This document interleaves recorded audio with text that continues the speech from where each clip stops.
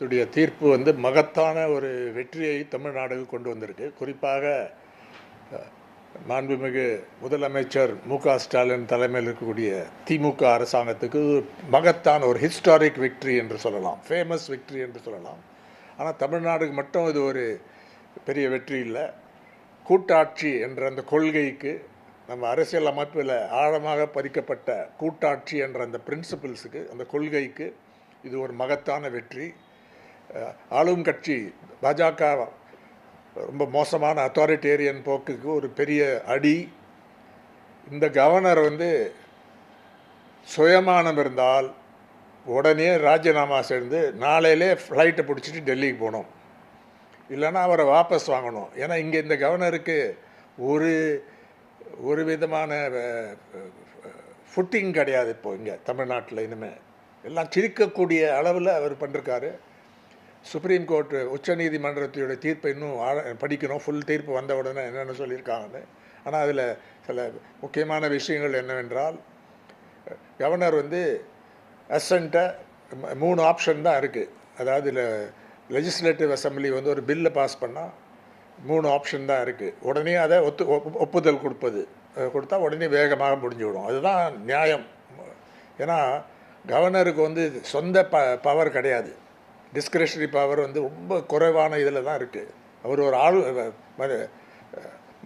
மத்தியில் இருக்கக்கூடிய யூனியன் கவர்மெண்ட்டோடைய ஏஜெண்ட்டாக அது வேறு விஷயம்.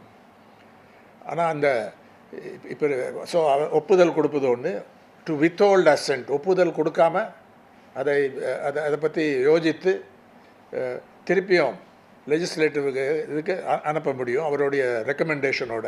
அவங்க அந்த மசோதாவை திருப்பியும் அதை பாஸ் பண்ணிட்டாங்கன்னா இப்போ கவர்னருக்கு வேறு வேலையே இல்லை, அது வந்து ஒப்புதல் கொடுக்க வேண்டியது தான். அது வந்து தெளிவாக சொல்லியிருக்காங்க. 3வது வந்து reserving the bill for the consideration of the president. அது வந்து ரொம்ப குறைந்த கேஸில் தான் அது பண்ண முடியும். குறிப்பாக ஹைகோர்ட்ஸ் அண்ட் சுப்ரீம் கோர்ட்டுடைய பவரை பற்றி அந்த மசோதா இருந்தால் அப்போ தான் அங்கே டெல்லிக்கு அனுப்ப முடியும் அந்த இது. அதனால் இந்த 10 மசோதாக்களை வந்து கோர்ட்டே டிக்ளேர் பண்ணிட்டாங்க ஸ்பெஷல் பவர் ஆர்டிகிள் 142ல் கருதி பில்ஸ் ஹவ் பீன் பாஸ், இந்த மசோதா சட்டமாகிவிட்டது என்று அந்த தீர்ப்பு சொல்லியிருக்கு. கவர்னருடைய இந்த ஆளுநர்களுடைய பவரை வந்து ரொம்ப குறைச்சிட்டாங்க இப்போது. ஆர் ராதர் கான்ஸ்டியூஷன் படி தான் நடக்க வேண்டும் என்ற அந்த சேனலில் அமைச்சிருக்காங்க.